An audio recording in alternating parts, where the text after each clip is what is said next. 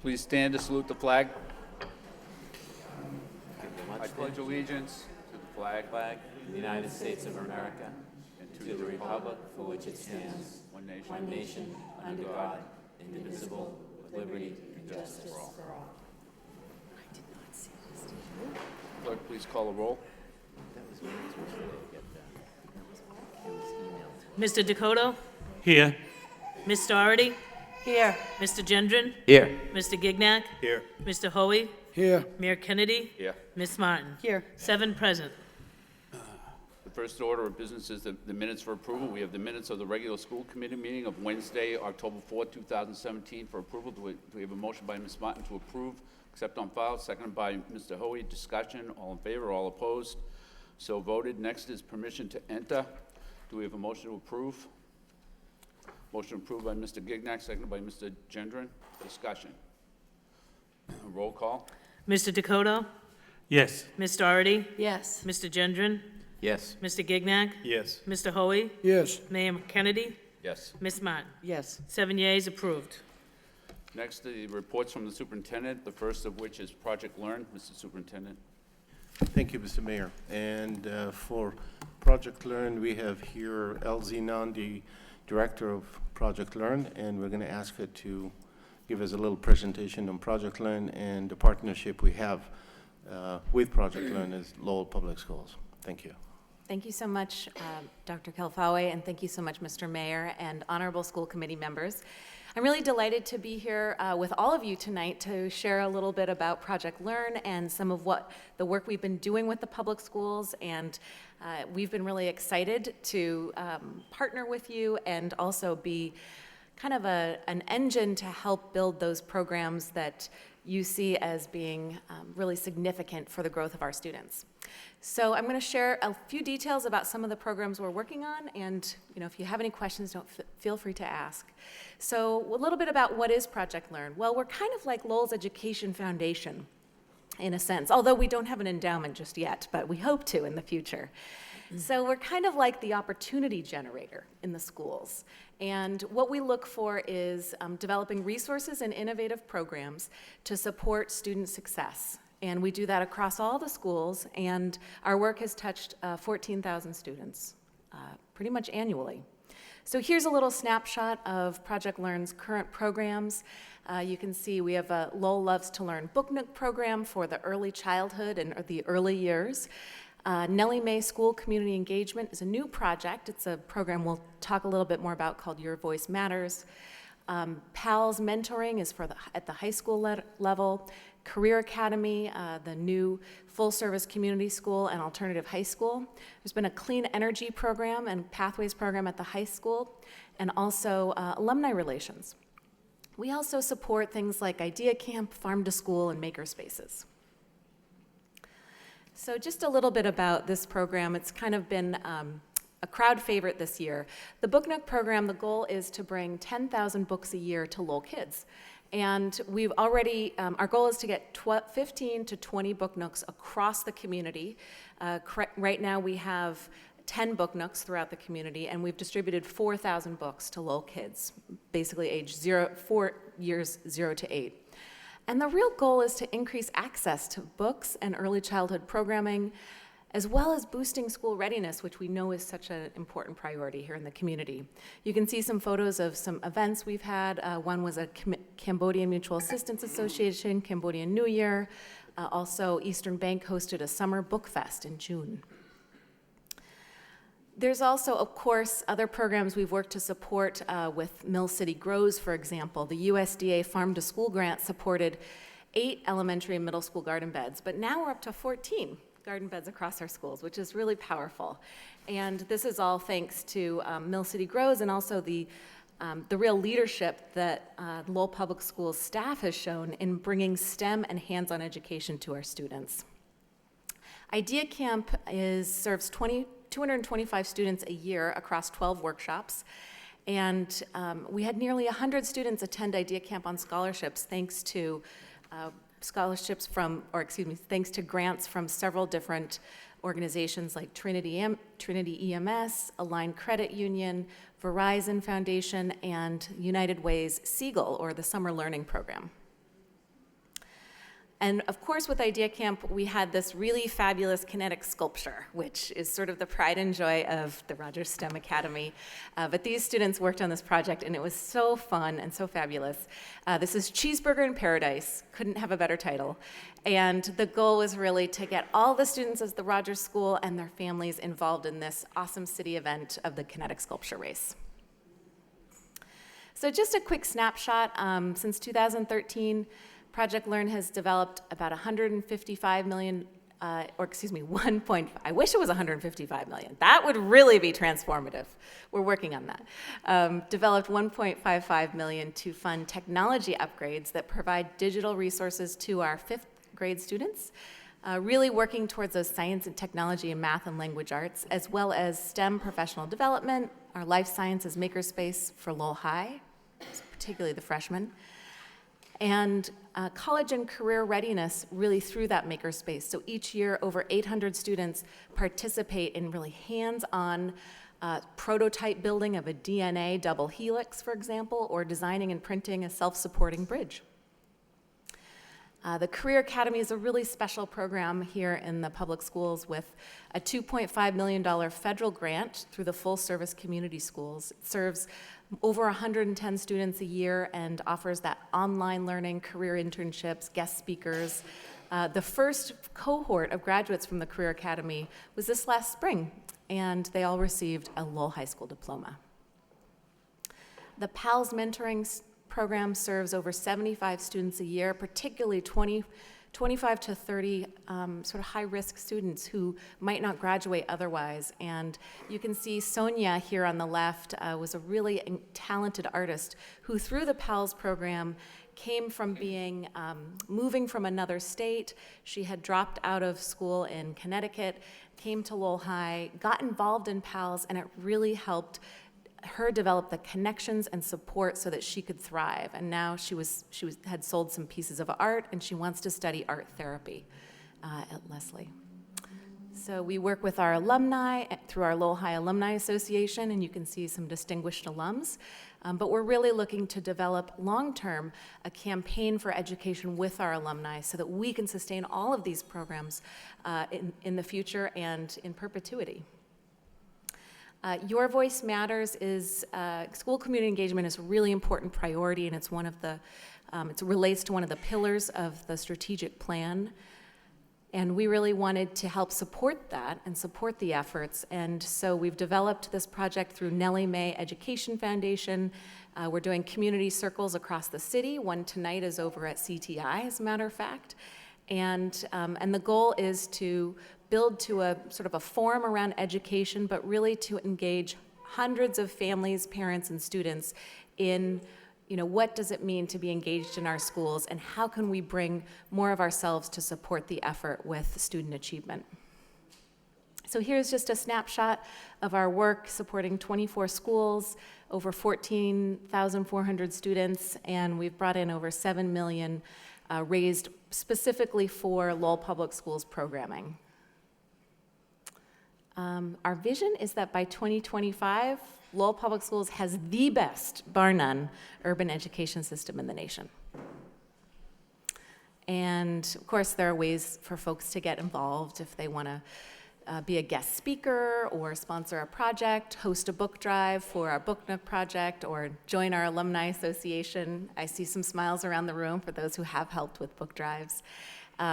And simple things like liking us on Facebook, spreading the word. But this is a kind of a groundbreaking organization here, founded by Lowell civic and business leaders and philanthropists. And it's been really special, I think, for a lot of people to be involved in it. So it's a pleasure to present in front of all of you, and thank you. Thank you. Any discussion? Mr. Gendron. Thank you, Mr. Mayor. I just want to thank LZ for coming down here and giving us this presentation this evening.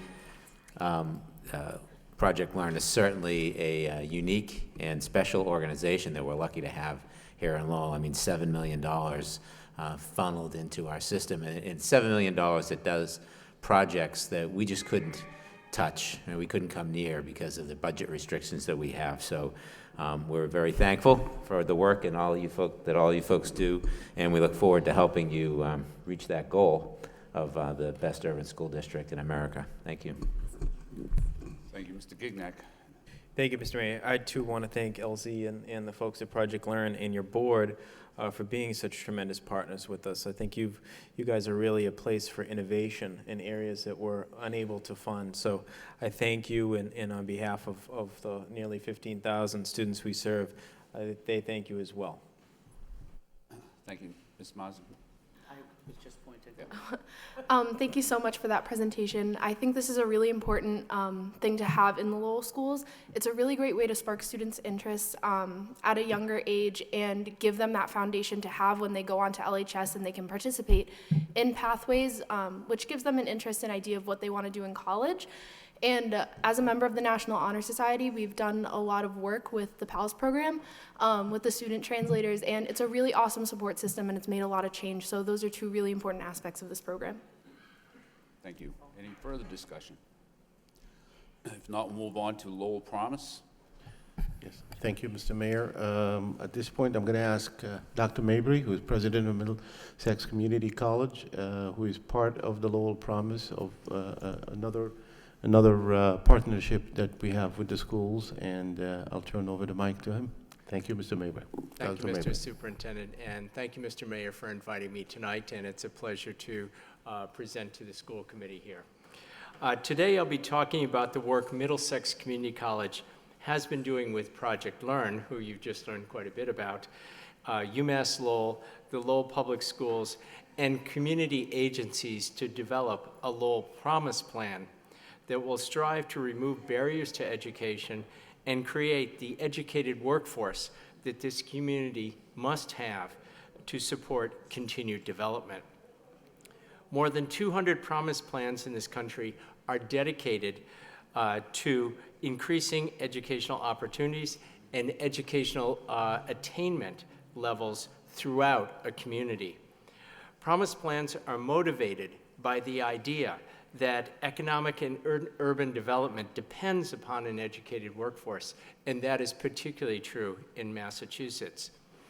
Over the next decade, they estimate that at least 60% of the new jobs will need a college degree.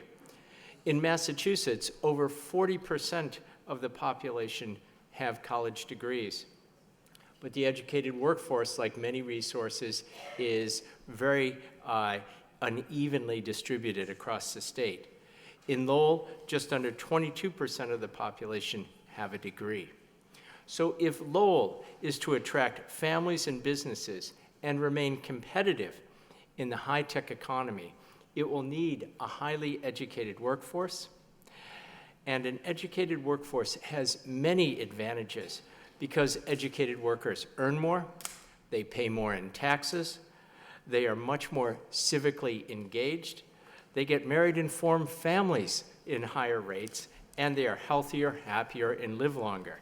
So bottom line, an educated workforce is necessary to build a great city. Lowell has the key components for a successful Promise program. We have a large unified school district, we have a strong community college, and a thriving public university. One key fact to remember is that students who go to public higher education institutions stay in the state at much higher rates. So if you want to build a solid workforce, educate the kid next door. We can always import PhDs, but the core of the workforce is always homegrown. And as recent events show, people in the city care deeply about public education. And Lowell is already an educational hub, but it is not enough, and we also need strong support from the city and the community to take this to the next level. So I want to pause here just for a second and see if we can get a quick video up.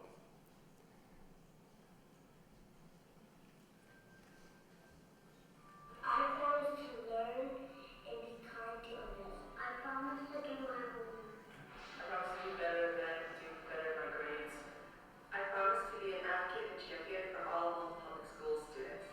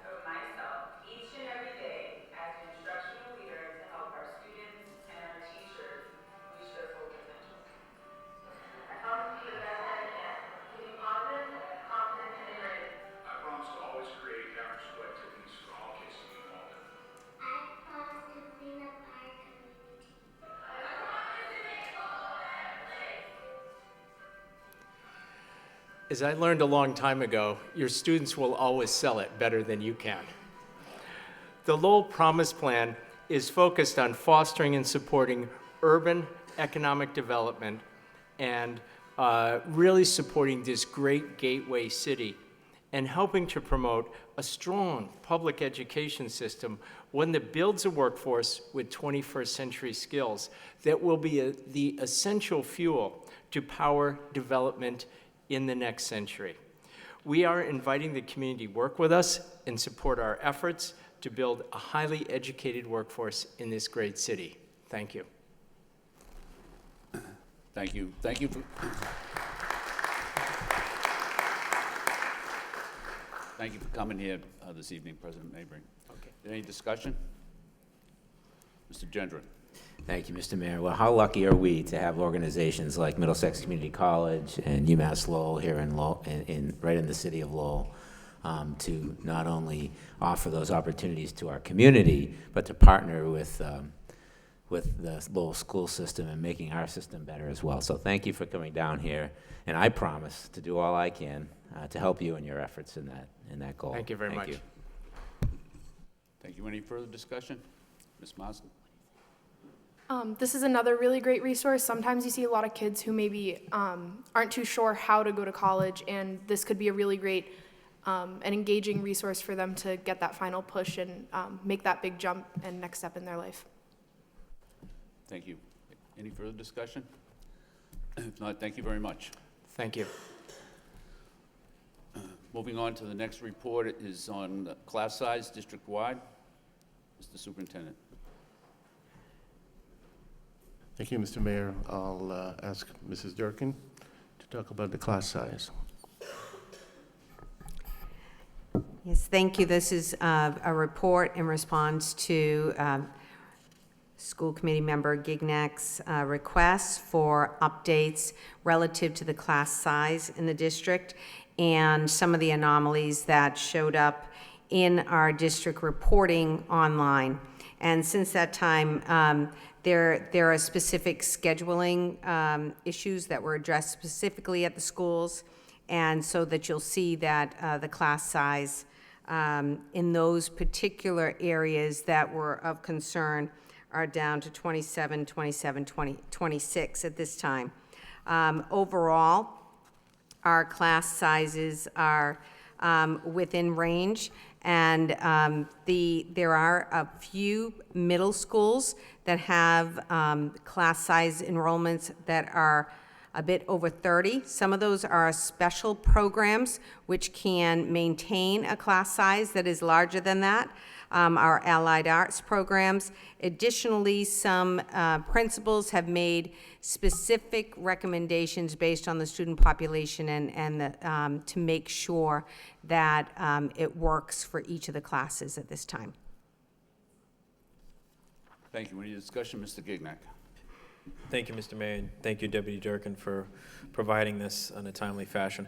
I also just want to thank you and the principals and your team for addressing the concerns that I brought up at previous meetings. I know a number of them were just simply scheduling issues, and new leadership and some turnover required a little more thought, and those have been addressed. Obviously, we want to stay in line and decrease these class sizes. I know we're awaiting the MCAS results, and from preliminary data, you can see some of the areas we're not doing as well as we'd like to are the areas that we have very large class sizes. So that's something we should just keep an eye on. I thank you for the timely response. Thank you. Any further discussion? If not, we'll move on to the next report, which is the translation for Channel 22 educational programs. Any discussion regarding that? Mr. Superintendent? Thank you, Mr. Mayor. We did have also a motion, which was again from Mr. Gignac, on translation of Channel 22, and I know we have Mr. Jack Pinar here. If you would like to come to the mic, please, and talk a little bit about this proposal. Good evening, everybody. So, in response to the motion, we did look at 4 or 5 different agencies that do provide this, and it quickly became apparent there are a number of layers in that work. if you take an example of a 1-hour program, for example, that you'd want to translate into Spanish, first that complete 1 hour has to be transcribed into the target language. Secondly, it then needs to be translated. And thirdly, it then needs to be spoken, recorded by somebody who is obviously fluent in that language. Once those pieces have been done, that newly recorded audio then has to be married to the existing video. So all in all, it becomes a considerable amount of work. So we did do some budget ideas from 4 or 5 different groups, and the averages came out. They mainly do it by finished minute of programming, and the estimates came in somewhere between 13 minutes and up to $13 per finished minute, I'm sorry, and $23 as a high, which was for mainly for Khmer language translations, which apparently are harder to come by. And the reason being any English language colloquialisms or other things that don't translate necessarily directly become an issue. So in any event, with that said, a 1-hour show, say a meeting such as this, to be translated into a target language in 2 target languages would be $2,160. Again, it's a very specialized field, and unfortunately, it takes a considerable amount of work to do that. So that's as far as we went with it. We assumed that doing that on any sort of scale would be a prohibitive thing, but obviously that's why we're here this evening. Thank you, Mr. Gignac. Thank you, Mr. Mayor. Thank you, Jack, for providing this report. I know there was a grant written through the Working Cities, and Ms. Martin's a part of that, but I believe they received a grant for $30,000, $40,000 to do this for city council meetings. So have you communicated with Well, there's LTC? two separate pieces. I do know LTC provides closed captioning for city council meetings, which is a completely different and Sure. somewhat easier situation. Did you explore that? That's very much a subscription service, which is about $10,000 a year. Okay. And basically what that entails is much simpler. Somebody, much like would happen in a court of law, takes the, as it happens, types it out, and then it is produced and put on the bottom of the screen. So that's a completely different process. That's actually not quite as involved. Sure. Can you just speak with the folks at LTC to see what they're planning on rolling out for the city council exactly?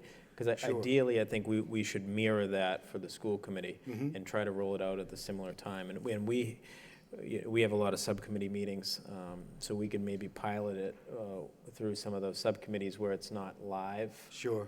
Presently. Yeah. But thank you for this update. I think it's something that we should strive for. I know it's expensive and it's a lot of work, but our constituency are not all English language speakers, and even our student population. So I think we should move toward providing more avenues to provide information to our staff, students, and constituents. So thank you, and I look forward to hearing more about what we can do to accomplish I will this. do that for sure. Thank you. Thank you. Ms. Martin?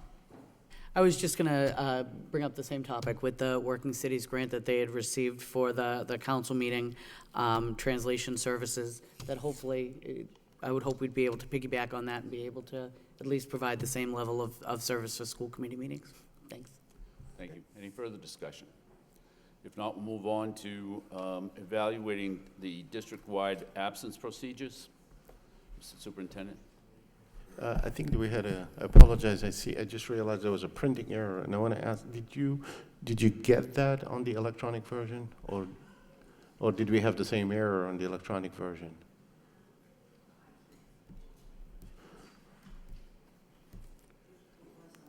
It was on the electronic. So if it were it's up to you, but if you have read it on the electronic version, Deputy Durkin is ready to speak about it. Okay. Thank you, Dr. Kilfawi.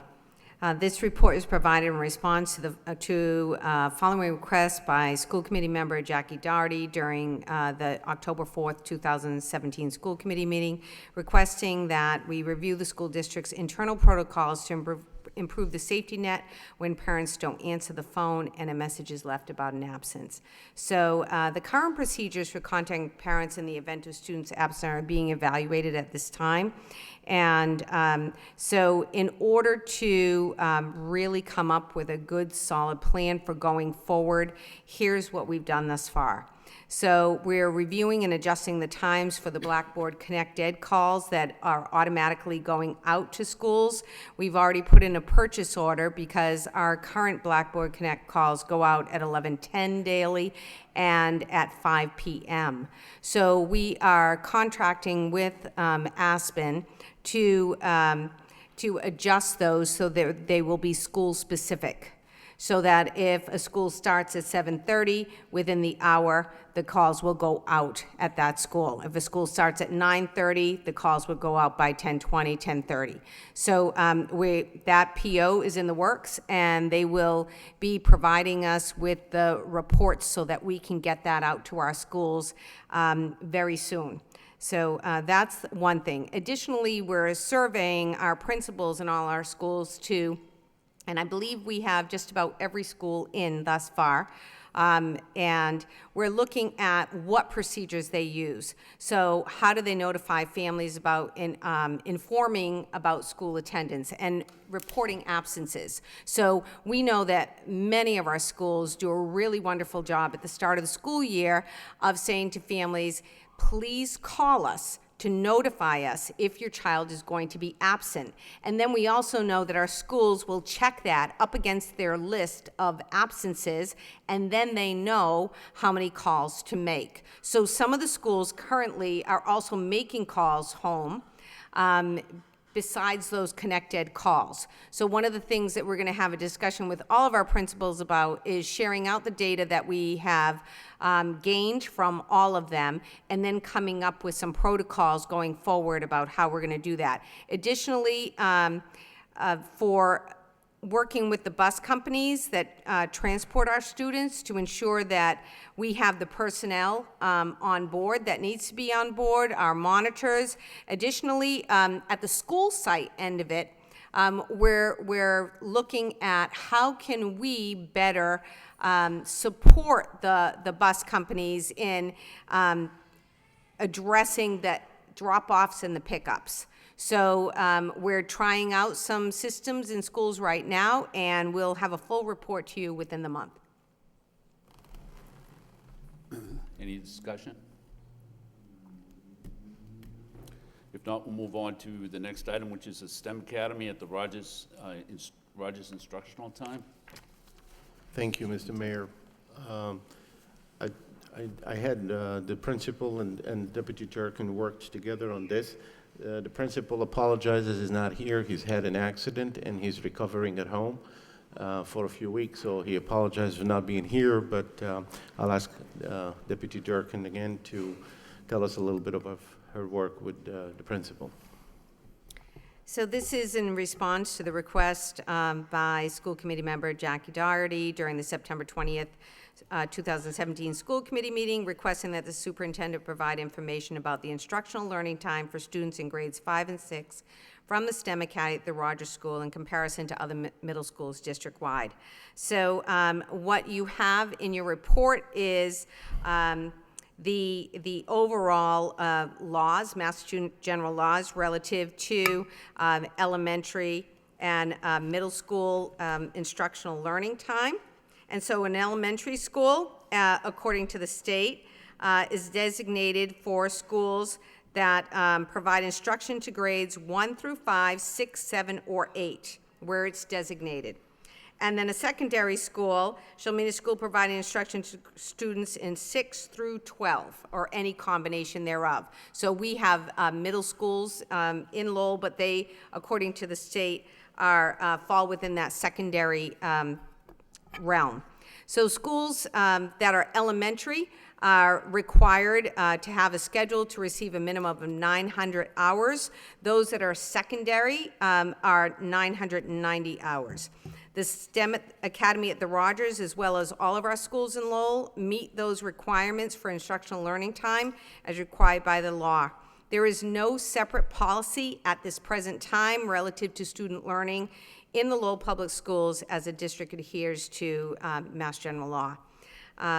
I'd like to thank Jason McCreven, the principal of the Rogers, because he provided you with the schedule of the school, and he was prepared to share with you specifically how the school operates. But when you look at the instructional learning time worksheets that are provided by our schools, we just submitted those to the state for our coordinated program review, and they do have quite a range, even within our middle schools at this time. Because there is, it's set forth instructionally, the time frame and the schedules are set forth by the principals, but they all do meet that state regulation. Thank you. Any discussion? Ms. Doherty? Thank you for that report. Just a quick follow-up. So I understand we're meeting the state requirements. So if I understand what you just said, our middle schools are not all getting the same amount of instructional time. They're all meeting the state requirements, but in terms of across the city, you might have different amounts of time that middle school students are spending in In school. their core subjects, that's correct. In their core. So if just to understand, one of the ways that the Rogers School is maybe taking advantage of a shorter day, let's put it that way, is they're doing the homeroom block before the tardy bell rings, right? That cuts 15 minutes. But if I understand the report, the allied arts piece, they're not getting as much allied arts time. They're getting the 40 minutes, which is what the elementary schools get, where our middle schools typically get 60 minutes. Am I understanding that correctly? So that does differentiate between our middle schools as well. Oh. So additionally, at an elementary level versus middle level, the middle level has common planning time, and so the elementary can do more time on the core subjects. So that's how he's worked his schedule out. And I'm sure that this is going to be an opportunity for us when we receive feedback from the state relative to their review of our schedules, and we certainly will take all of that into consideration, but we were very careful to review and make sure that we were aligned with what we need to provide all students. Can I follow up one more? Sorry. So do we have a range of how much it varies between our middle schools? If we're saying that not all middle schools get the same amount of instructional time, they all meet the state requirements, which is fine, but I mean, there's a certain amount of, I think, equity we would want for all our schools. So what is the range? Right, so we look at ranges from like the 910, 920 to a little over 1,000, 1,020. So you could have some schools getting 1,020 hours of instruction and another school getting 910 hours At of present, instruction. that is what we have. Do we have a policy about? No, there is not a policy in place at this time. Would that be something that you would recommend to us, or do you think that? We could certainly look into that and investigate that with our leaders and with the superintendent and review other districts and see what's out there. But we've always, as a community, just utilized the Mass General Law. You follow the state standard. So I'm just wondering, and honestly, this is my last question, if there is a reason to not have consistency, if that gives us something that we're not losing on the other end. Because on the face of it, to look at, well, one middle school fifth grade classroom or one strand at a specific middle school gets 1,020 hours of instruction in a year, while another middle school gets 900, it does seem off. So I'm looking for some reasoning about why that is beneficial or why it wouldn't be, or I don't know if you have any thoughts, either of you, at this point on that. So we can we can certainly work with our principals, and it's something that was brought forward to my attention last year when we submitted our coordinated review documentation in late May. And so it's something that we certainly can work with our leaders on and have a discussion about and come back to you with some recommendations.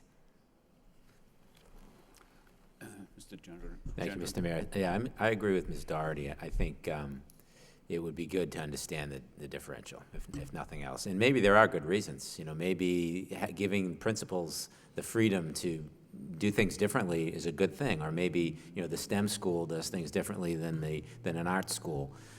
So I'm not saying that we need to be consistent, but it would be good to know what the variation is all about. Thank you. Certainly, I can get that to you. Thank you. Any further discussion on this report? If not, we'll move on to the next report, which is the alternative options for special transportation services. We have 4 speakers registered. If there's no objection, we'll hear from the superintendent and the report first, then the 4 speakers, and then the school committee. Mr. Superintendent. Thank you, Mr. Mayor. I understand this is the second meeting. The previous meeting, I wasn't able to be here. The previous meeting was a report presented by our Assistant Superintendent of Finance, and it is, as I had explained previously, we have several contracts. This is a separate contract from our main transportation. And before the incident that we had, I know that our finance department was looking at various alternatives. This contract has been going on for a long time, was never bidded or was never really looked at. It was continue to be a repeat.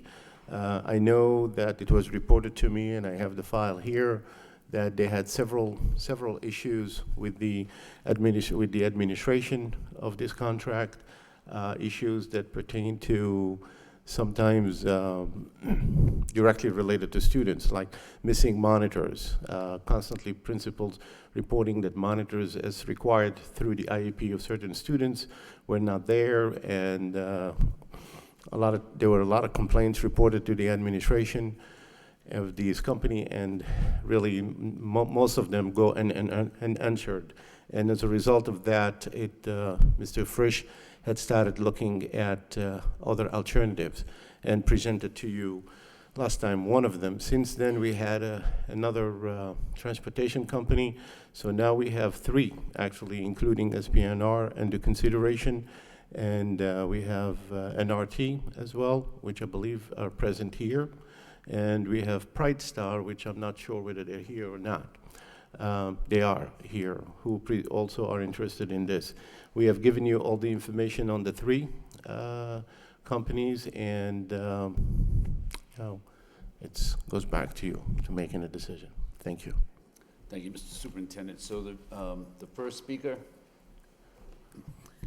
Mr. Daniel Gaudette.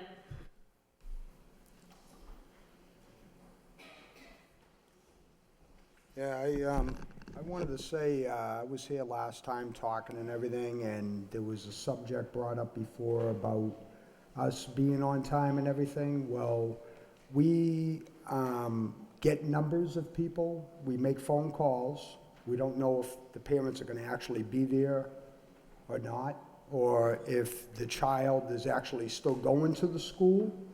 And a lot of the kids that we got this year, some of them didn't even go to that school. Things were messed up, we don't know why. There was kids that didn't belong at one school that we went to, they belonged at another school.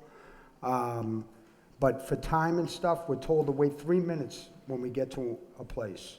We wait our 3 minutes. So if you add that up and stuff and you wait for 3 minutes at one spot and then you gotta wait 3 minutes at another spot, a lot of people don't realize and stuff, there's a lot involved. Then the other thing is, we deal with special needs kids. Nobody takes in consideration, you're looking into another company. A lot of us drivers, we've been with these kids for a good many years, and for change with these kids, it's gonna affect them, And then the other thing is, the other subject was about what we're doing to implement new things with, for safety of the kids. Well, lately and stuff, there's been a person going around and checking the buses when the drivers get back, double checking, you know, to make sure there's nobody on the bus. And we're going to implement other strategies like the bus drivers either calling in and letting us know that their buses have been checked, their signs are in the window, you know, the whole 9 yards. I mean, you know, things do happen, you know. Like I said last time, nobody's perfect, you know. But us bus drivers, we work hard for what we do. But everybody hops into things and tries to make a decision on, you know, well, they're not a good company. We are a good company. We all work together as a team, you know. But to judge somebody, you don't do that, you know. Nobody here knows what it's like to actually drive and try to get from point A to point B. I'm a driver. I drive all over town, and just to do one school, it's hard. We got a lot of traffic. Nobody figures that out. You got Lowell, you know. You got more kids in the school now too, in the school system. You know, there's all these things that you take in consideration because there was a lot of comments made at the beginning of the year that we didn't do a good job. Well, to tell you the truth, I really think we did do a good job. We tried our hardest. But you try to make phone calls to parents, and then you got wrong numbers and everything, so what are you supposed to do? You still got to show up at a house and pray that that person's there, but you don't know because you got a wrong number, but you got to wait 3 minutes for that person, you know? So I really think that you really need to rethink things over, you know? I mean, it's like everybody's judging that we're a bad company and stuff, we're bad people and everything. No, we're not. I think we do a full, you know, 100% with our jobs. I really do, you know? I mean, I've been a bus driver, and there's even parents here tonight. Excuse me, we've got a 3-minute limit. You're Oh, well, I didn't know my time was up, so I'm sorry. It's okay. Okay.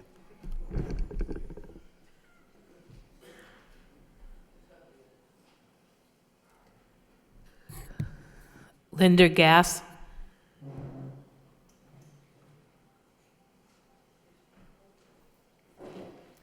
Hi, I am here to speak on behalf of SPNR. My name is Linda Gass. I've been driving school buses in Lowell for 23 years, big and small. Currently with SPNR for 11 years. I'm a Lowell resident and I vote in Lowell. Now we had a driver do the unthinkable, leave a child on a bus for 3.5 hours. All drivers are affected by this, a worst nightmare. We all feel very deeply about it and thank God the child is safe. We are good people, we are Corey checked once a year, randomly drug tested throughout the year, trained time and time again, and lots of other things, and child safety is the #1 issue. Now the city wants to fire SPNR. SPNR did not leave a child on the bus. It was an honest, hard-working driver. SPNR had no idea this would happen, just as others in the same situation would not have. We at SPNR have taken measures to help us understand the children's needs and to deal with them. Also, I, as many others, have awesome rapport with the parents. This is a good thing. The school bus industry knows that the first month of school is the most confusing for everyone. Parents, children, drivers, and yes, teachers. We are faced with new kids, new addresses, new drivers, not enough drivers, constant changes, and bad information. At SPNR, we get to work and we get the job done. Why? Because we have a great team that works well together and goes far and beyond to get these kids to school safely in the most timely manner possible. We love our kids and take great care of them. We take pride in what we do. We get the money thing.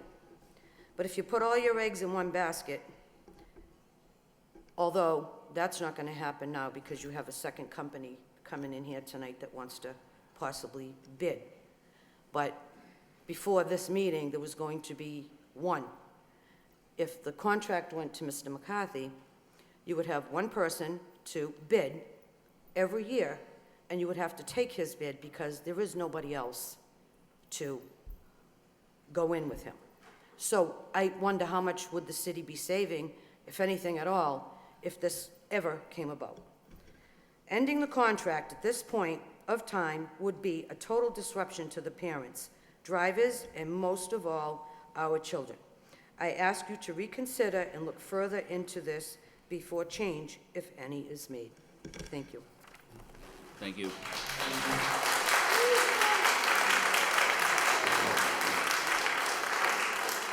William Covalucci.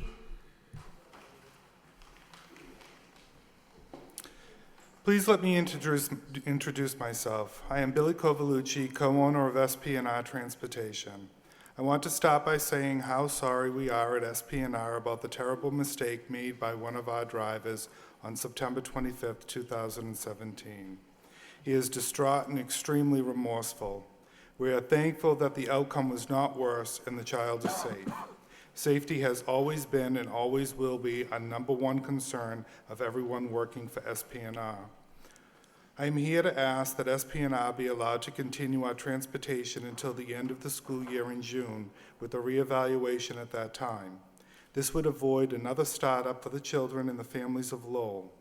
SP&R has been transporting Lowell's children for 12 years, and Transcom, owned by my family, transported Lowell's children since the early 90s. Our long-standing history and commitment is a testament to the service we provide. Many SP&R drivers live in Lowell and have been with SP&R since inception. They are loving and caring people that are dedicated to the children of Lowell and our company. They are not only employees, but members of our extended family. I personally feel very connected to Lowell and support the many businesses I do, my own banking personally and professionally in Lowell as well. As with any transportation company, there is always startup issues that require special attention, especially with the amount of information shared and the changes that occur with the children. We transport about 800 children per day, totaling around 1,600 individual stops per day, as well as the school drop-offs.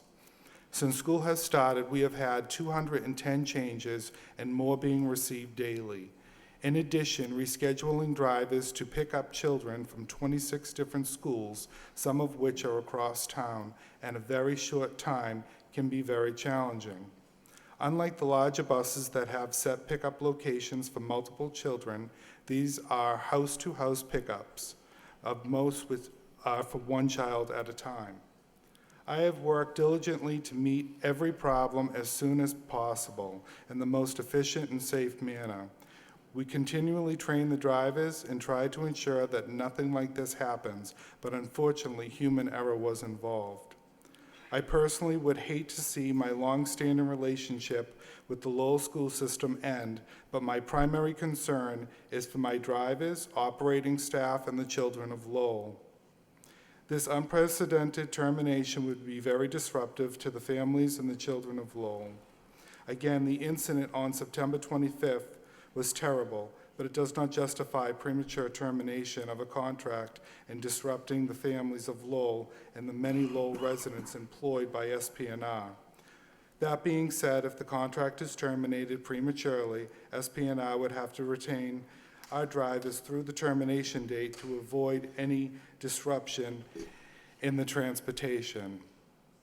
So again, I ask that we are allowed to continue until June 2018 with a reevaluation of service at that time for the benefit of the residents, families, drivers, and most importantly, the children of Lowell. Thank you for your time and consideration.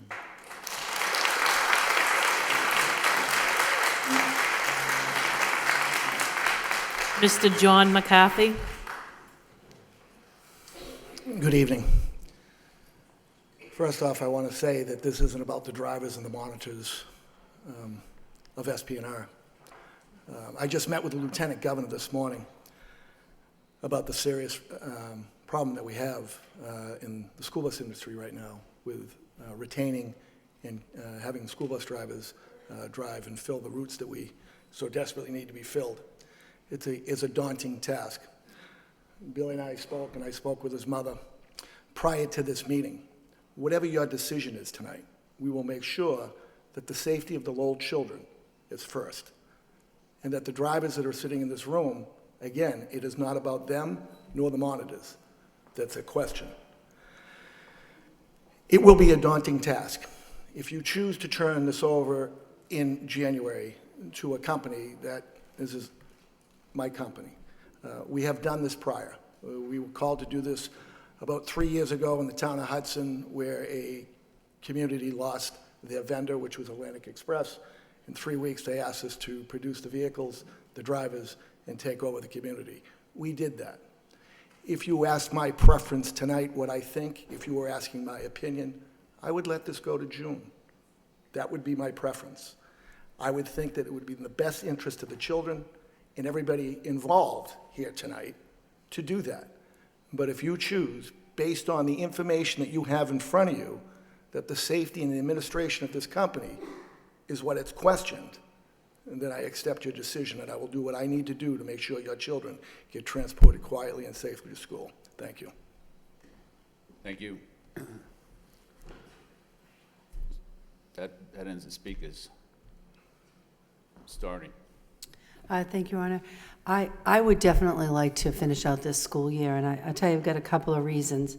One, when we talk about we've got a history with this company, if there were some bumpy things at the start of the school year, well, we had a change with our transportation director at the start of the school year, and I know we were scrambling at the last minute. So to think about drivers going to schools and finding that's not the right school for the student, I mean, I can imagine that there was some role we might have played in that confusion at the beginning of the year. Secondly, I would call my colleagues' attention to the letter from Jennifer McChrystal, and where she did talk about some concerns with timing and things like that. But one of the things that jumped out at me is that many of these special education students, they know the drivers. They have a comfort level with getting into a vehicle and going to school, and I really don't want to disrupt that there's a relationship there.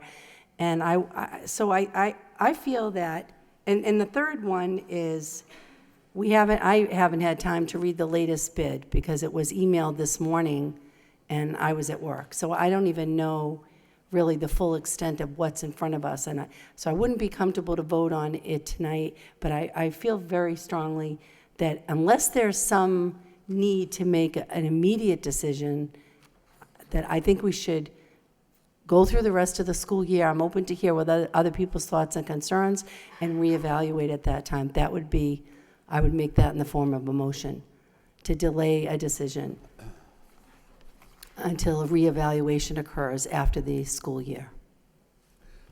All right, so Ms. Doherty is offering a motion to delay action until June and reevaluate the situation in June. Is there a second to the motion? I'd second for the purposes of discussion. Second by Ms. Martin. Discussion on the motion. Can we continue with some additional questions about the? Absolutely. Excellent. Can I do Ms. that Martin. myself? Could you explain for us kind of the difference in procedures? Our traditional bidding procedures are such that we do not have meetings like this. So when this was initially bid out, does the special ed transportation have some kind of additional caveat that doesn't follow the Massachusetts bidding laws? Yes. Great. You're Could right. you explain those for us? Well, in the regular transportation, you do a regular bidding. In the special transportation, which, by the way, we do not transport only special ed education, we also some medically challenged students as well. They do not follow the same bidding laws. That's why we never bidded that, and you're allowed to because of the special circumstances. And it's a very different business in some ways, because the regular transportation, as one of the speakers has spoken, you have specific drop-offs, you have big buses, you can plan that. In the special education, special transportation, you could just call them, and Mrs. Crystal can call them, the company, tomorrow and say, I need, these 2 more kids going to this different direction. So they have to come up with a really quick solutions, and sometimes we had to go to other companies when they can't, and so it's totally different. Okay. I just wanted to make sure people were aware that that's why this is a unique circumstance. Additionally, so I'm assuming there's also, I've seen it, the language that allows us greater flexibility in ending the contract. Yes, this was verified with the city solicitor by Mr. Fresh. And what were the terms of our flexibility in that? I think it's a 30-day, if I remember well, and it was in the report of Mr. Frisch. Yeah. Again, I think that our situation would be best served by allowing us to complete the school year and then be able to put this open for a true bid process. I understand that we've had the flexibility of not having to go through that, but I do think that we all get better information when things are done in a more open sense, and that, if perhaps that's a lesson we can learn from this. But so my preference at this point would be to allow the contract to remain in force through the end of June, but to directly instruct the administration that we'd be looking for a much more open process as we went through this, so that we would be able to make comparisons as to service levels. I think we all recognize that there was one extreme circumstance that we all have reacted to, but in a more measured process, we'd be able to look across the board at performance and certainly cost and all the other aspects that go into this kind of a contract, and I think be able to make a better reasoned choice at that point in time.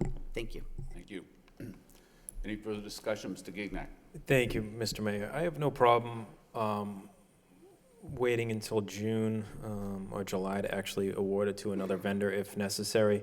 But Ms. Doherty pointed out a letter that I requested from the special education director, and I noticed something different in that letter. And then what I noticed is that it said the issue around SPNR's reliability and follow-through has caused me to increasingly rely and recommend Pride Star and NRT to transport SPNR students.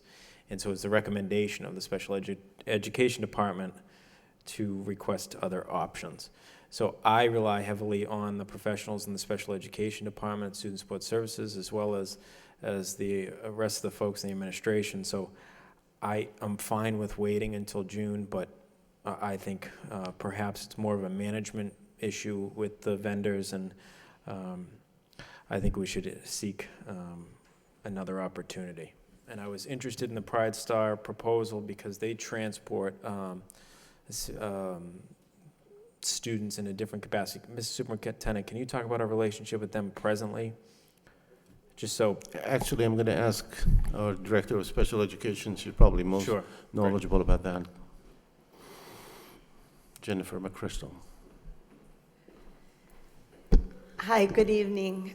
Thank you for this opportunity to clarify. First of all, I do want to say the bus drivers are amazing, and as a teacher, I'm always amazed at what they do for our students and show up every day and really help a very challenging group of students get to and from school safely. And I completely appreciate that. And in my letter, I had indicated that I've spoken to the special education PAC parents who do have relationships with the bus drivers, and their students are familiar with the routines and everybody there. And those parents said, if there's going to be a change, let's make it a thoughtful change so that the students can be prepared with visuals and social stories and know what's going to happen if their life is going to be different. To answer your question, we have had some administration issues with SPNR, things around ensuring that there are bus monitors, that students are arriving on time. And we also have students with very specific needs. And so I've reached out, for example, North Reading, they did a special bus run for me at 9 o'clock after all the other children were in school, so we could get this one little guy used to going on the bus so that dad could get a job and go to work, and that was fabulous. Pride Star has been amazing for us. We have several students who require nursing services, so we were able to work with Pride Star, meet with the parents, have conversations around what it would be like to have Pride Star transport our students with an EMT. And the parents were very comfortable. We've had lots of very positive feedback about that model, and it's met the needs of the students and families. They're also transporting a few of our kiddos who've really struggled with SPNR transportation. We've had parents request that the student have a car because of physical issues and a van shows up and then they cry and the parents get upset. And a lot of times, because I stand here in front of you always talking about compliance, my job is to make sure that the students are able to get to school and access their services. And when they're late, or the parents then have the right to request compensatory services, several of them have request mileage if they've had to bring the children themselves. And we've had a few complaints to the state where they've asked for their wages to be compensated, which in those cases where parents feel like their trust has been broken, we've reached out to the other transportation companies to kind of help fill that void. And Pride Star has been great in sitting down with the parents, talking to them. And because they also have another aspect to their business, which is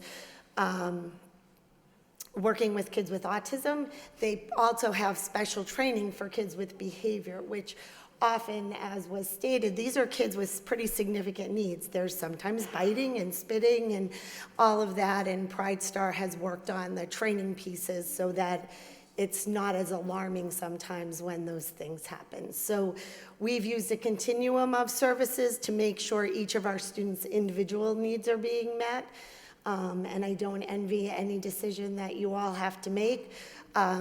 We would continue to try to utilize a variety of services to ensure that the students' individual needs are being met.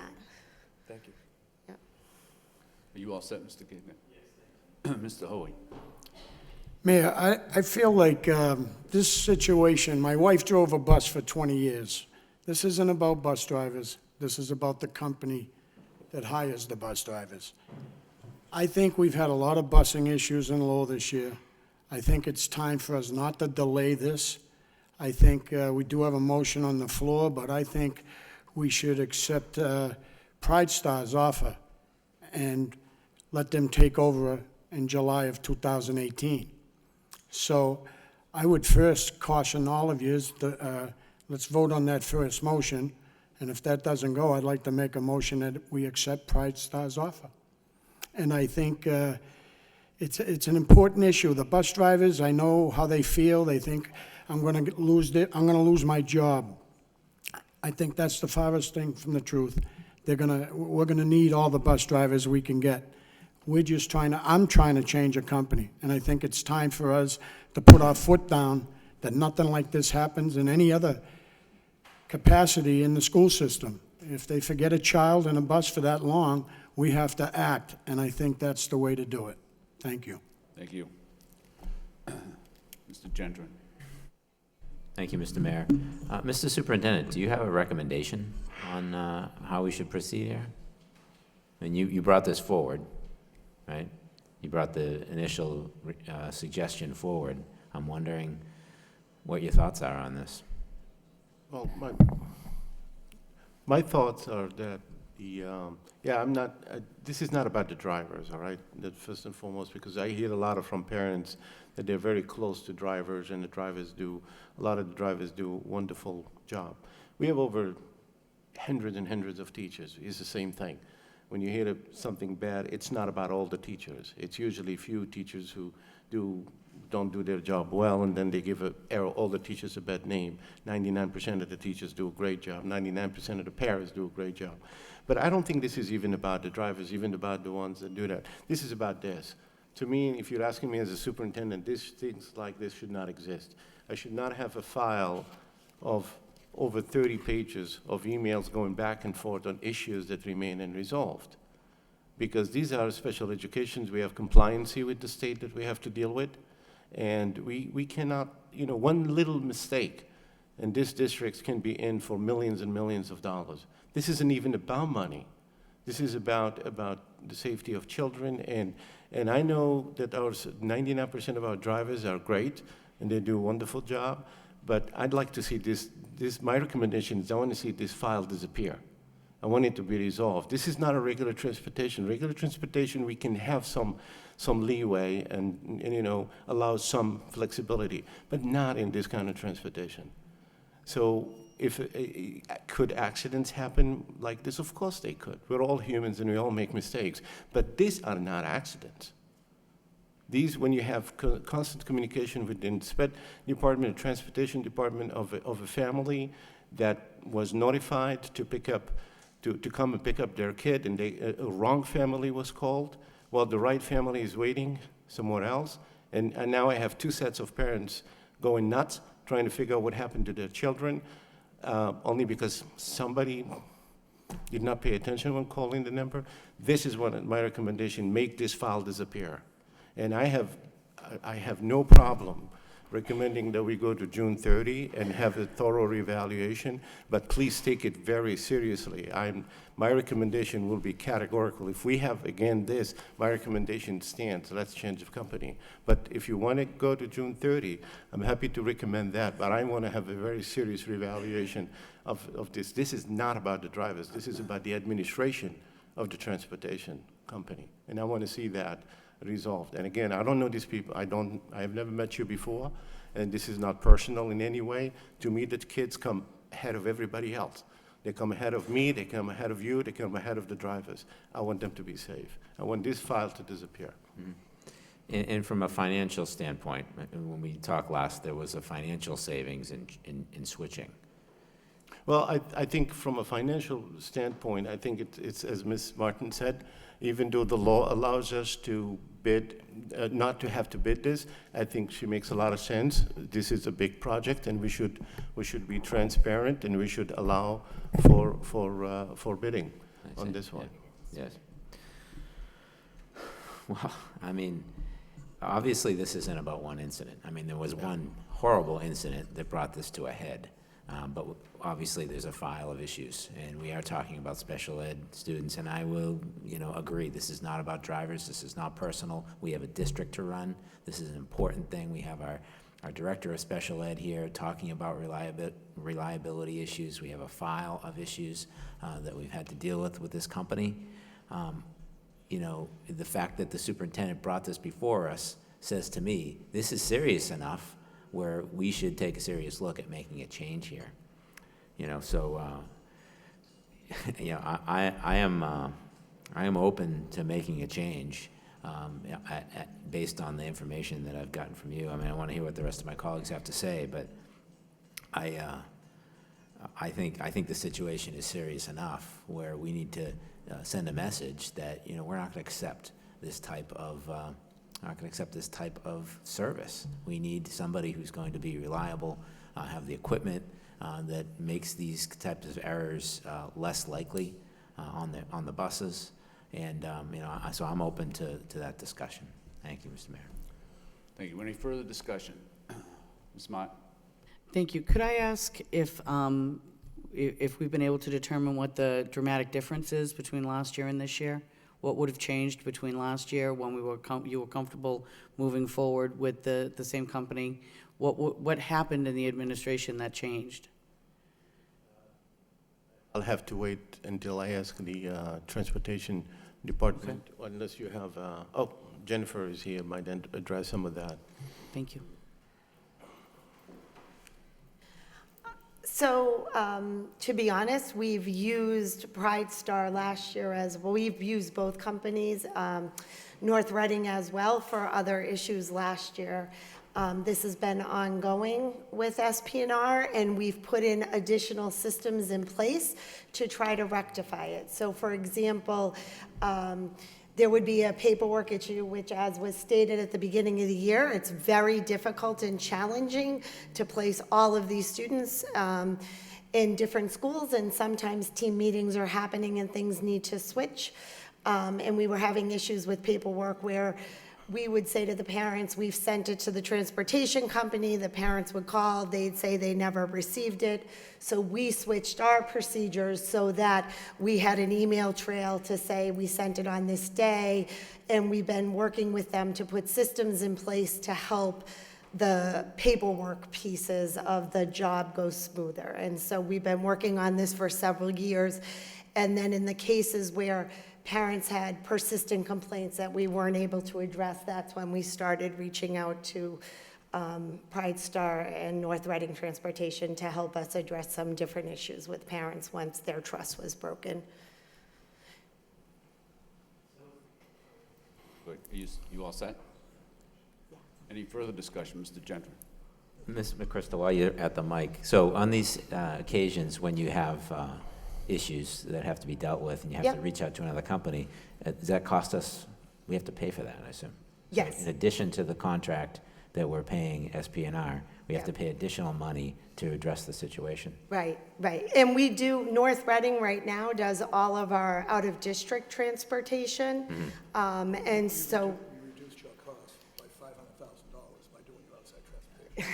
All right, that's another issue altogether. Yeah. No, but I'm just saying, It- it wasn't at a higher cost, you said that. We didn't All right. actually reduce it. yeah. The and the I- question is, when we have an issue, When we have an SPNR issue- is not working out for some reason, we have to reach out to NRT or Pride Star, we have to pay additional money over and above the contract that we have in place with SPNR. Yes, Yes. that's correct. And I do know that Pride Star's here as well, and I know they didn't sign up to speak, but I just want to let you know they're represented here in the audience as well. But we do pay an extra cost. Did Pride Star want to come up? Is that okay, Mr. Mayor? Well, Mr. Gentry still has the Sure. floor. I'm done, I relinquish. Mr. Gignac? No, I was just going to mention, if Pride Star wants to come forward, that's what Ms. McChrystal was mentioning.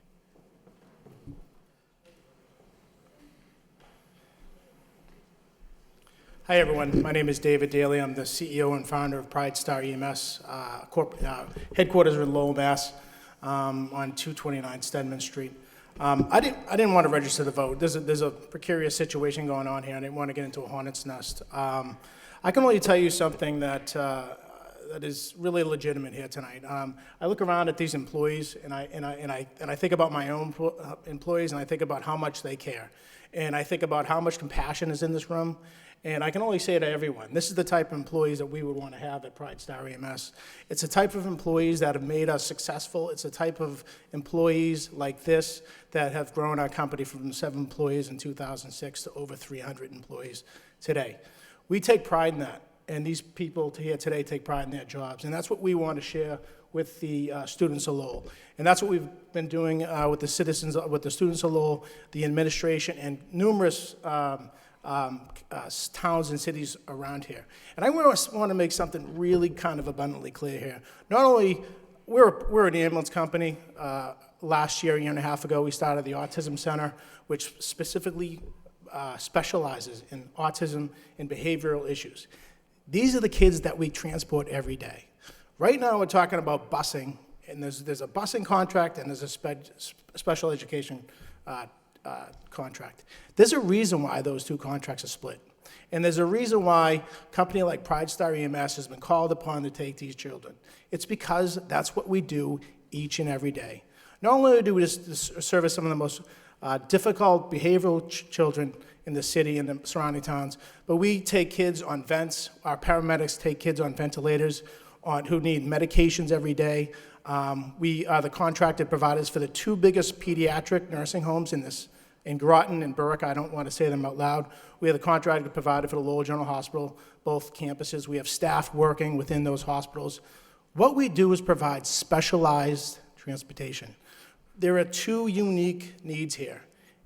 And tonight we're talking about the special education. There's no other company in this whole entire state, I am telling you right now, that is more qualified to service this contract. I do believe, I would like to see tonight a vote taken that would potentially, give us some time to take over the contract. We have all the ability to do that, but I do agree that the fact that, this would have an effect on these students. And we're really much, at the end of the day, that's what's important here. So we want to make sure that that transition is made in a way that doesn't disrupt these children. We do it every day. We know how important that is. And I just want to say to the City Council, thank you for considering us. And I can tell you, if you choose us, you're going to be the best choice you made in a number of years. Thank you. Thank you. This is the school committee. Sorry, school committee. Mr. Gignac. Okay, any further discussion? Ms. Doherty. Thank you, Ron. I just wanted to make one final point for me. I think we've heard from the 3 bus companies represented here that they all understand that giving ourselves the rest of the school year and giving them the rest of the school year makes a certain amount of sense. And I would also remind everyone what my colleague, Ms. Martin, pointed out, that when we go through this process, to really do it as a bid process where we're looking at specifically what we're going to get and what the costs would be, instead of rushing into something where we haven't had the time to really make a thoughtful decision and think very thoughtfully about the transition piece as well. So I would ask for your support on the motion that's on the floor. I think it is the best way to go forward. Thank you. Any further discussion on the motion, Mr. Gendron? Yes, thank you, Mr. Mayor. I wonder if I could ask Mr. Daly a question. Sure. We had the owner of NRT here suggesting that even though he would like the business, the best thing to do would be to wait till the end of the school year to minimize disruption. Yeah. Do you feel the same way? Well, I think we'd have to work in conjunction with the school department to make that happen. Could we do it in the next, I know that there was some discussion in January. That could definitely happen. I think both companies would have some asset issues that they'd have to procure, whether or not that could be worked out. But at the end of the day, if we were awarded that contract in the next, to start after the new school year, we could do that. But I think the most important thing, as I've outlined, is working with the students and working with the administration to make sure that there's a transition that's seamless for the students and the employees, and there's no hardship on these kids. Okay. Can I ask one more question? And actually, I wanted to ask you, sir, Billy, a question, if you don't mind. Your buses currently are not equipped with the systems that allow, that force the driver to go back and hit the door? When we negotiated that contract, it was not something that they specified that they wanted at that time. So will you change that? I could change that if it was something that was going to stay until the end of the school year. Because I think if that's not changed now, I don't feel comfortable continuing. Yeah, if it stays until the end of the school year, it could be something, it's an after-factory market, it's not installed because but it is an after-factory market device, which I am more than happy to show what it would be. And so you're saying that's something that we would have to pay for? No, it would be something that I would You would put install into the on your buses. buses? Correct. Okay. All right, thank you. You're welcome. Mr. Gignac, are you all set, Mr. Gendron? Thank you, Mr. Mayor. Just a good question, Mr. Gendron, because at the last meeting, I believe a representative from SPNR said those products were purchased and were on the way and were being installed. I wasn't here the last time, and when I negotiated that contract, it was not something that we specified with the person that I did the negotiations with. We had not had that in place. Okay. A speaker did speak to this body and tell us that after the issue occurred, you immediately went out and purchased the product. I have them, but until I knew, it's a $25,000 investment. So until I knew that I had it until the end of the month, as soon as I do, I can start installing them right away. So you did purchase them? I did. Okay. Any further discussion, Mr. Hoey? I can speak one more time. Absolutely. Thank you. I just feel like we need to make a move, accept Pride Star's offer. July 1, they take over, and we set an example to every vendor in this system that comes into the school system. We're not going to tolerate these type of things. I think it's a good time for us to move on it right now. That's the last thing I'll say. Thank you. Okay, any further discussion? The motion on the floor, Mr. Gendron. I just want to know, what are we voting on? So the motion is to... The motion is to stay with the present company to the end of the year, and at the end of the school year, reevaluate that company. That's the motion. Okay, and can I suggest an amendment to that motion that we require SPNR to add those mechanisms to their buses that force the drivers to go back and, touch them before they can leave the bus? Do you have a time for that? Well, how soon can you do it?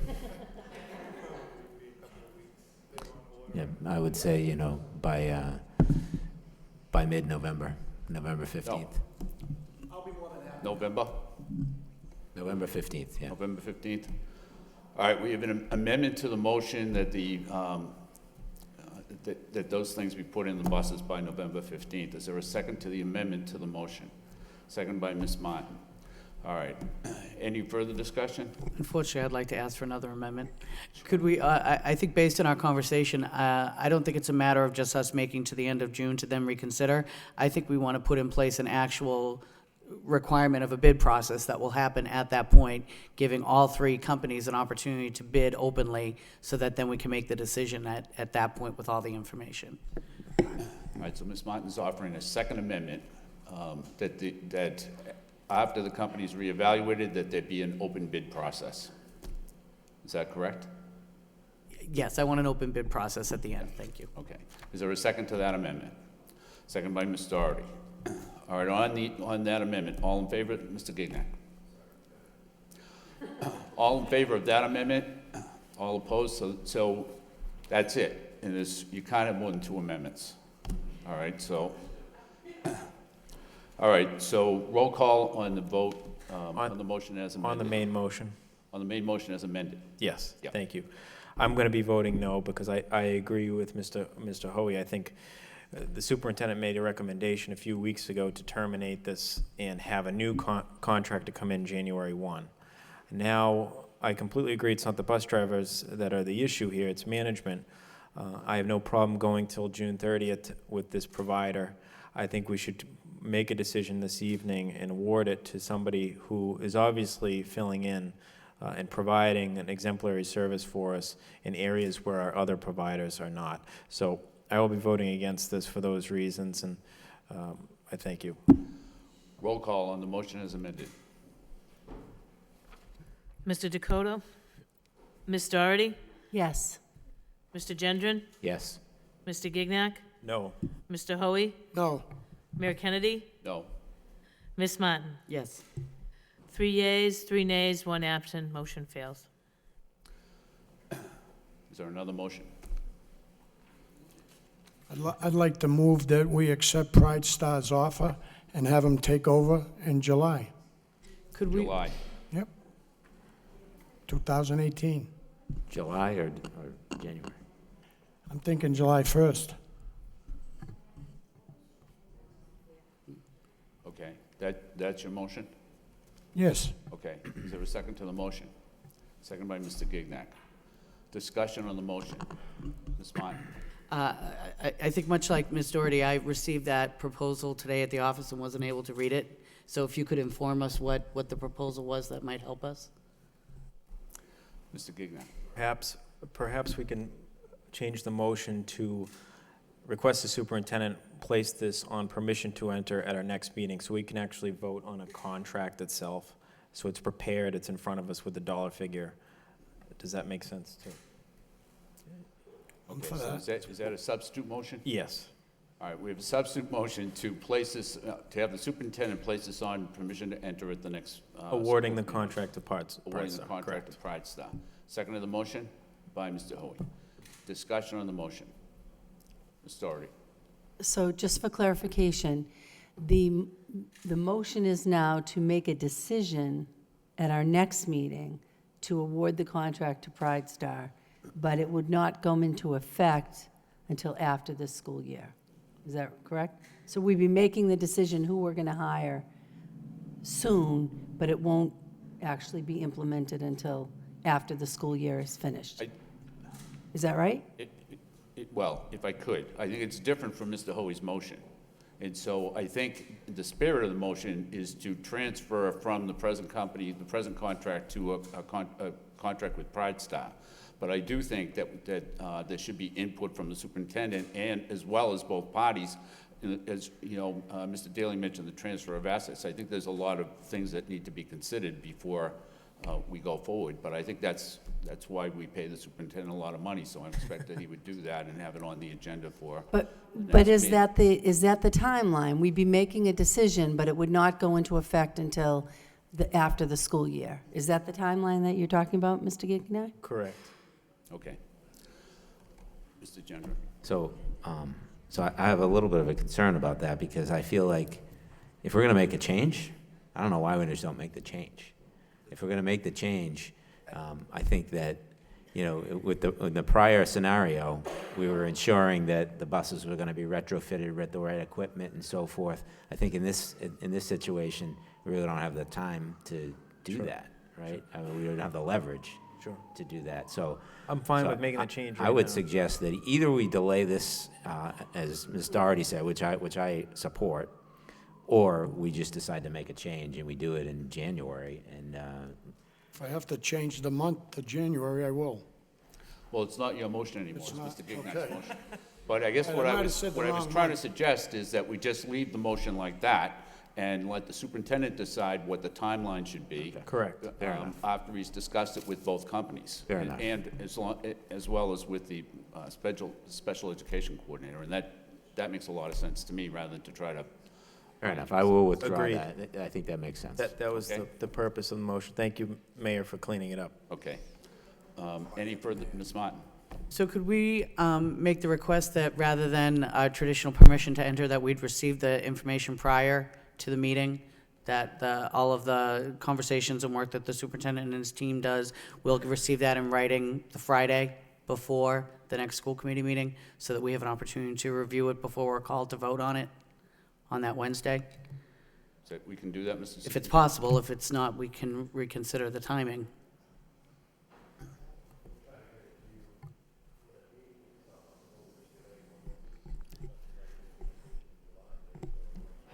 I thought you were talking about January now. Why don't we try We're to do doing it that? right, If there's I a mean- problem and we don't have the information in time, then we can just delay it at that time. But let's go forward thinking that everything's gonna work out. Is that okay? All right, I guess. Any further discussion? Ms. Doherty? I'm sorry, but I feel that it's important to point out that by having this vague, it could be January 1st, it could be July 1st, it doesn't give SPNR the information they need to move forward with installing those devices, right? I honestly don't see, what the rush is to make this decision.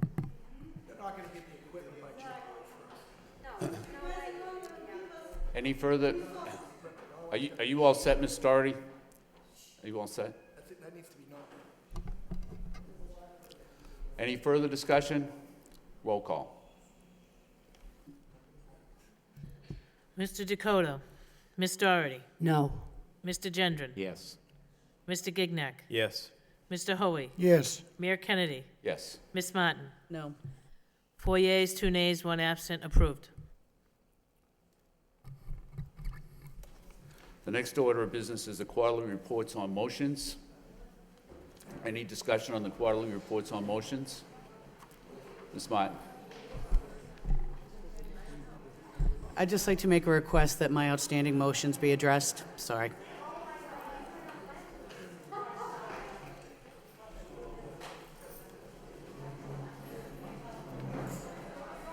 Wait a minute. So that's just going to be a permission enter awarded to contract supply staff with a date to follow? I had to.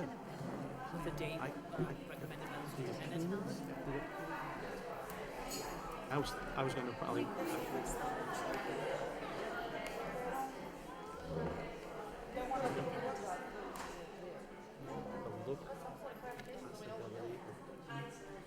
Being biased on it, Ms. Martin? perception, I just wanted, that's why. We'll my wait. request is just that we, if I can get answers to the motions that I have on here. One regarding dates back to the budget process that I think you're aware of. It was made it was made in May, made twice in May, and then made again in July. On the July 19th meeting, I had the request for the Personnel Subcommittee, which has not happened yet. I know it was canceled. We were going to reschedule it. And then also the motion I had made on 9/6 regarding the teacher evaluation update. If you look at the list, you'll see the ones I want. Thank you. Anything further on this item? Ms. Doherty? Thank you, Your Honor. So this is really I can only describe it as me dropping the ball, okay? I had a motion a year ago regarding evaluating our middle school report card system and moving towards a standards-based model as we have for the elementary schools. I was waiting for that report, and when the quarterly reports came out and I couldn't find it, I reached out to the superintendent secretary and realized that we already had the report, and it had some recommendations in it and a timeline that I think is very important. So I would like to put this motion back on that we address, because obviously you don't have the report in front of you. It's from over a year ago. So my motion would be to put on to review the report card system report that we have on file regarding our middle schools, and bring forward some suggestions to the committee about how the administration wants to move forward with implementing a standard-based report card for our middle school students and a timeline for doing that, to just bring that back to the forefront and include this report with that information so we have the background information refreshed in our mind. Does that make sense? Sorry. Sure. So do you want to make a motion to that effect? Yes. The superintendent wants to speak, I would. Sure. Mr. Superintendent? Thank you, Mr. Mayor. Thank you, Ms. Yeah, I'm fine with that. I think if you give us the motion, if it's okay with the school committee, and you want to, and if they're agreeable, just give it to us in writing, and we'll be very happy to do that. Do you want me to just say right now in the form of a motion? Yes. Okay, so I'd like to review the report card system report regarding going to a standards-based report card for our middle schools and get recommendations from the administration on how to move forward with that. Okay, do we have a second to the motion? Second by Ms. Martin. Discussion on the motion. All in favor, all opposed, so voted.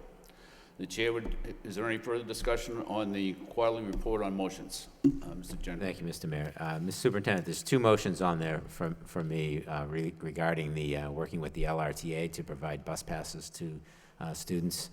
One of them is marked as completed, and the other one was asking you to revisit that, and it's not completed, obviously. So I would suggest you just combine that into one motion and mark it as incomplete. Thank you. Okay, the chair would entertain a motion to accept the reports from the superintendent, place them on file by Mr. Hoey, second by Ms. Martin. Discussion. All in favor, all opposed, so voted. Next, under new business, we have approval of an educational research request for the 21st century. Do we have a motion to approve? Motion by Ms. Martin to approve, second by Mr. Hoey. Discussion. Roll call. Mr. Dakota? Yes. Ms. Doherty? Yes. Mr. Gendron? Yes. Mr. Gignac? Yes. Mr. Hoey? Yes. Mayor Kennedy? Yes. Ms. Martin? Yes. 7 yeas, approved. Next, we have the approval of an educational research request from Boston University. Do we have a motion to approve? Motion approved by Ms. Martin, second by Mr. Gendron. Discussion. Roll call. Mr. Dakota? Yes. Ms. Doherty? Yes. Mr. Gendron? Yes. Mr. Gignac? Yes. Mr. Hoey? Yes. Mayor Kennedy? Yes. 7 yeas, approved. Next, we have the superintendent's evaluation guidelines and timelines by the mayor. And we don't have anything on that, but we'll have something tomorrow. But anyways, we'll proceed the way we did last year. And I apologize for being remiss on that. Okay? So the motion would be to accept the non-communication from the mayor and place it on file by Ms. Doherty, second by Mr. Gendron. All in favor, all opposed, so voted. Next, under professional personnel, we have the UTL donated sick days. Do we have a motion to approve? Motion by Mr. Hoey to approve, second by Mr. Gignac. Discussion, roll call. Mr. Dakota? Yes. Ms. Doherty? Yes. Mr. Gendron? Yes. Mr. Gignac? Yes. Mr. Hoey? Yes. Mayor Kennedy? Yes. Ms. Martin? Yes. 7 yeas, approved. And that concludes the regular agenda. The chair would entertain a motion to go into, to enter into executive session with the understanding that we will recess from executive session or adjourn from executive session at the end of that time period. We have a motion by Ms. Martin to do that, seconded by Mr. Hoey. Roll call. Mr. Dakota? Yes. Ms. Doherty? Yes. Mr. Gendron? Yes. Mr. Gignac? Yes. Mr. Hoey? Yes. Mayor Kennedy? Yes. Ms. Martin? 7 yeas, approved.